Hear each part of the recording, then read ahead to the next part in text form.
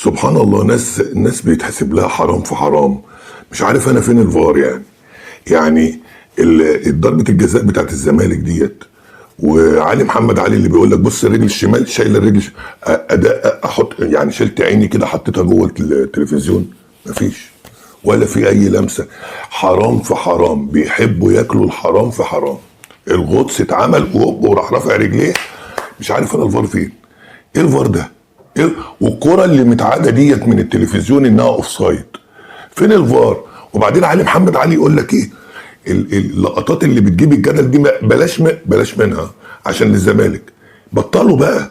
ايه ده غير الكره في الدقيقه الثانيه بتاعت محمد فاروق في العارضه، وكره في الدقيقه 71 بتاعت احمد رفعت في القايم، اللي هم بقى لهم 3 سنين بيتكلموا على الكوره اللي جت في القايم بتاعت سيد زيزو اللي في مباراه القضيه. ممكن يعني احنا لو هنحسب بنفس المنطق يبقى لولا الكورتين دول كان فاز بقى فيوتشر. انا مش عارف الفجر التحكيمي كله لصالح الزمالك ليه؟ يعني حتى في البطولات الافريقيه الفجور التحكيمي لصالح الزمالك، ناس ما يتحسب لهاش ضربات جزاء وناس بيتحسب لها ضربات جزاء حرام في حرام. السلام عليكم ورحمه الله وبركاته، اهلا بحضراتكم، يا رب كلكم تكونوا بخير. اللهم صل وسلم وبارك على سيدنا محمد وعلى اله وصحبه وسلم. اللهم انصر اخواننا وامدهم بمدد من عندك وزلزل الارض من تحت اقدام اعدائك واعداء الدين، اللهم امين يا رب العالمين. هو ده الزمالك. ويقول لك ايه؟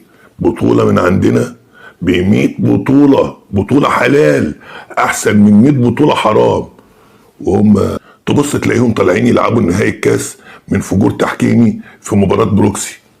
ده حاجه. النهارده فايزين 2-1 بفجور تحكيمي، ويقول لك بطوله ب 100 بطوله من الزمالك. مبروك للزملكاويه، مبروك هذا الفوز العظيم، فوز حاجه يعني بصراحه حاجه تشرف.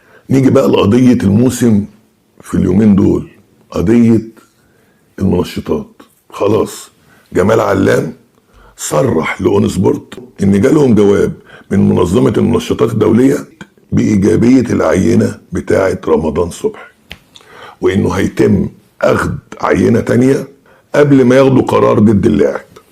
انتوا تعرفوا ان العينه دي يا جماعه متاخده من شهر 8، متاخده من شهر 8، يعني 8 9 10 11 12 1 2 3 8 اشهر، 8 اشهر ومحدش يتكلم عن الموضوع ده الا بعد فضيحه الصور بتاعت احمد رفعت. يعني فعلا ان الموضوع ده طالع عشان يغلوش عشان العصفوره. يعني لما تقعد 8 اشهر وتطلعها في الوقت اللي الناس كلها بتتكلم على صور احمد رفعت، يبقى معناها ان الكلام ده مقصود بيه التشويش على الفضيحه بتاعت وزير الشباب والرياضه. مفيش حاجه غير كده. قول لي هي ليه ظهرت دلوقتي؟ ليه؟ ما كانوا مخبيينها زي الجوابات اللي بتتخبى، زي الجوابات بتاعت ايقاف القيد بتاع الزمالك اللي ما كانش بتطلع.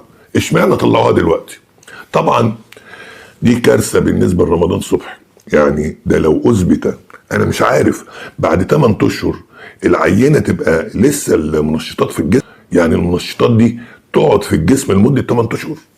انا تهيألي انها خلاص، يعني اكيد بياخد مواد بتطهر دمه من الكلام ده. 8 اشهر يا جماعه. طبعا اذا طلعت العينه الثانيه ايجابيه دي تبقى نصيبه. ده ايقاف اقل حاجه من موسمين ل4 مواسم، من 2 ل4 سنين. يعني الناس تنسى رمضان صبحي، يعني العالم كله ينساه، يعني يبتدي من اول وجديد. يعني الكلام ده لو حقيقي يبقى الزمالك حظه نار اللي هو ما خلصش الصفقه دي. لو كان خلص الصفقه دي كان لبس وش كده.